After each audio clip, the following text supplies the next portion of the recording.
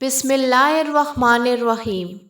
شروع اللہ کے پاک نام سے جو بڑا مہربان نہایت رحم کرنے والا ہے۔ معزز سامعین، السلام علیکم۔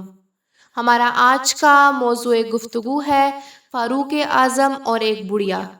معزز سامعین، اگر آپ کو ہماری اسلامک ویڈیوز پسند آ رہی ہیں تو ہمارے چینل کو سبسکرائب کریں اور بیل آئیکن کو پریس کریں تاکہ ہماری آنے والی ویڈیوز آپ تک پہنچتی رہیں۔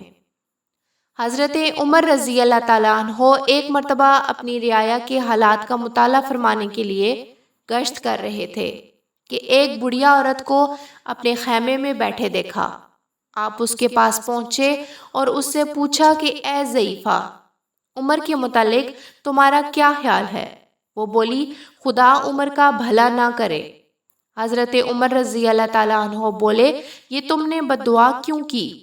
عمر سے کیا قصور سرزد ہوا؟ وہ بولی، عمر نے آج تک مجھ بڑھیا کی کوئی خبر نہیں لی اور مجھے کبھی کچھ نہیں دیا۔ حضرت عمر بولے، مگر عمر کو کیا پتا کہ اس خیمے میں امداد کے مستحق ایک بڑھیا بھی رہتی ہے؟ وہ بولی، سبحان اللہ۔ ایک شخص کو لوگوں پر امیر مقرر کیا گیا اور پھر وہ اپنی مملکت کے مشرق و مغرب سے ناواقف ہو، یہ بات ناممکن ہے اور انتہائی تعجب کی بات ہے۔ یہ بات سن کر حضرت عمر رضی اللہ تعالیٰ عنہ رو پڑے اور اپنے آپ کو مخاطب کر کے فرمایا، اے عمر، تجھ سے تو یہ بڑھیا ہی دانا نکلی۔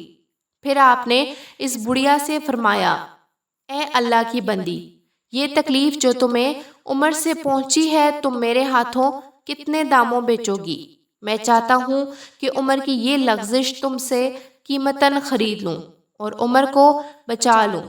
بڑھیا بولی، بھائی مجھ سے مذاق کیوں کرتے ہو؟